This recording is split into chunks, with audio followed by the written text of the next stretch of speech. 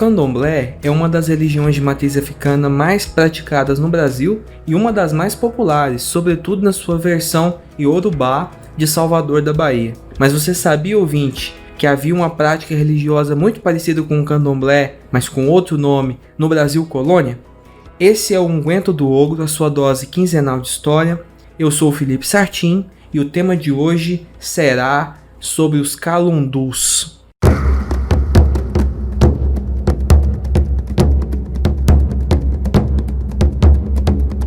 No ar, mais um podcast do Ogro, um oferecimento Ogro Historiador. A palavra calundu é de origem banto. Os bantos foram os primeiros indivíduos a chegarem aqui, escravizados na África. Eles ocupam a região do centro-sul africano, de uma costa a outra. Então, na região onde está Angola, Moçambique, um pedaço do Congo, nós temos etnias de origem banto. Foram, como eu disse, os primeiros a chegar no Brasil. E lá há vários idiomas, né? Por exemplo, o Kibungo, que é o mais conhecido, né? E legou várias palavras ao português brasileiro.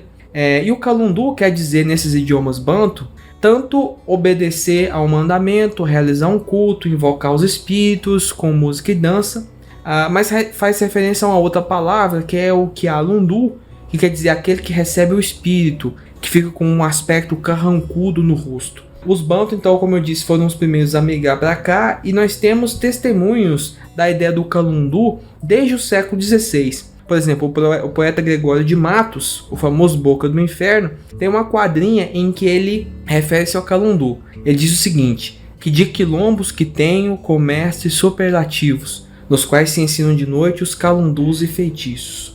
Também, no Nuno Marques Pereira, no Compêndio Narrativo do Peregrino da América, ele diz o seguinte: bem de agasalho, porém desvelado, porque não pude dormir toda a noite. Aqui acudiu ele logo, perguntando-me que causa tivera. Respondi-lhe que fora procedido do estrondo de tabaques, pandeiros, canzás, botijas e castanhetas, com tão horrendos alaridos que se me representou a confusão do inferno. E para mim, me disse o morador, não há coisa mais sonora para dormir com sossego.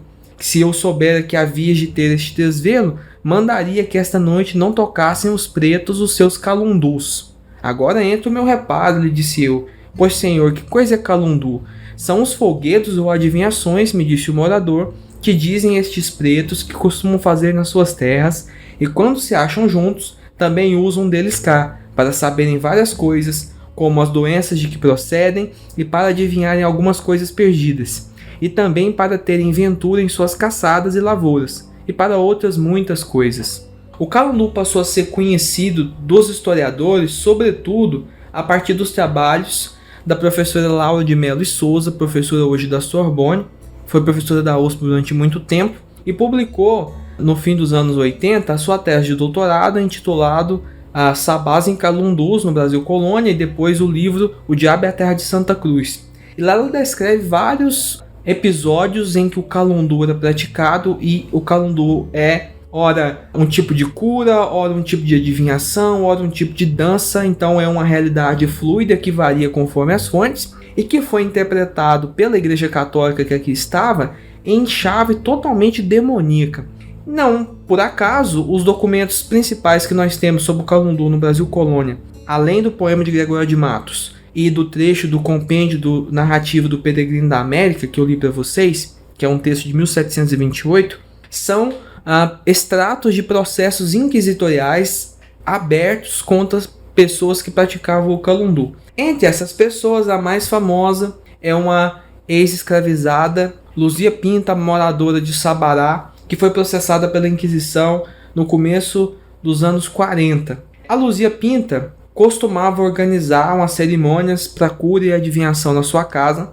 Ela entrava em transe, ela não diz explicitamente que algum espírito entrava nela, mas ela entrava em transe, ela localizava coisas perdidas, ela enxergava doenças, ela falava com uma voz diferente que não era dela, o que causou um certo receio, um certo medo, eu diria, nas pessoas que a denunciaram. E as pessoas que a denunciaram eram os próprios clientes da Luzia Pinta, naquela velha máxima do catolicismo brasileiro: eu recuso as religiões de matriz africana, mas quando a coisa aperta eu corro atrás delas. Então é assim que eles descrevem o que é o calundu da Luzia Pinta, que eu vou ler para vocês um trechinho do processo inquisitorial. Posta em um altarzinho com seu dossel e um alfange na mão com uma fita larga amarrada na cabeça, lançadas as pontas para trás, vestida a modo de anjo e cantando 2 negras também angolas e um preto tocando tabaque, que é um tamborzinho, tocando e cantando então por espaço de 1 até 2 horas, ficava ela como fora de seu juízo, falando coisas que ninguém entendia,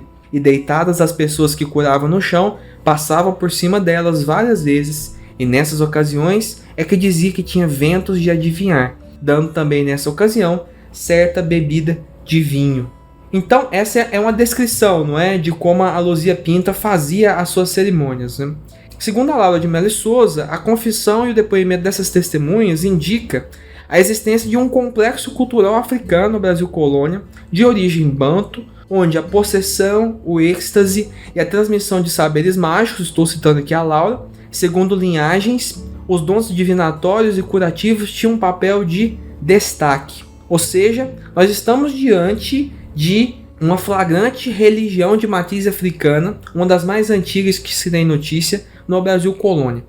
Discutiu-se durante um tempo, e a própria Laura acreditou nisso um tempo, e agora já mudou de ideia, que o calundu seria uma espécie de ancestral do candomblé. O que nós podemos dizer com alguma tranquilidade é que, apesar das semelhanças que existem entre eles, o que nós temos é de fato uma semelhança de família. Ou seja, é provável que entre calundu e candomblé nós estejamos diante de religiosidades que são primas uma da outra, e não o candomblé descenda necessariamente do calundu. O interessante é que a visão inquisitorial a propósito do calundu foi extremamente negativa, né? O que ressalta é a demonização, o fato de que esses indivíduos que praticavam o calundu com certeza recorriam ao demônio, portanto deveriam ter pacto, e a Luzia Pinta vai ser processada por isso, né?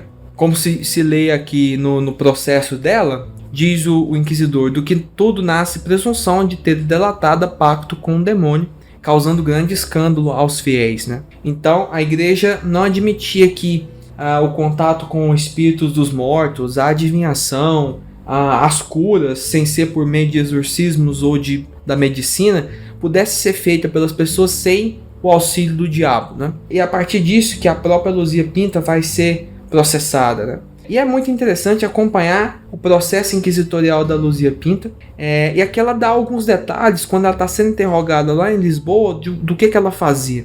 Ela diz o seguinte: quando chega ao pé dela algum preto que tem mandinga ou coisa diabólica, estou citando o processo, lhe vem logo a ela ré a doença acima dita do calandus, com a qual fica fora do seu juízo e adivinha logo o dito preto a referida mandinga, e por essa causa não pode passar com a mesma por diante dela ré, enquanto com efeito a não vai tirar. Isto faz, e adivinha ela ré, por tino e destino que lhe vem de Deus. E é tão certo o adivinhar ela o referido, que perguntando-se aos mesmos pretos se era verdade o terem eles as ditas mandingas, ou seja, a mandinga que é o feitiço que alguém fez para eles, né, serem vítimas do feitiço, confessaram ser assim como ela ré dizia.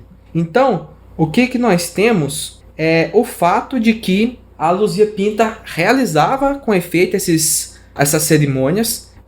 Não é uma calúnia que está sendo feita a respeito dela. Ela era uma praticante de algum tipo de cerimonial religioso de origem africana aqui no Brasil. É claro que essa coisa não é tão pura, porque ela mistura um pouco com o catolicismo. Não sabemos se para poder conseguir se livrar da Inquisição ou se por uma crença realmente dela, né?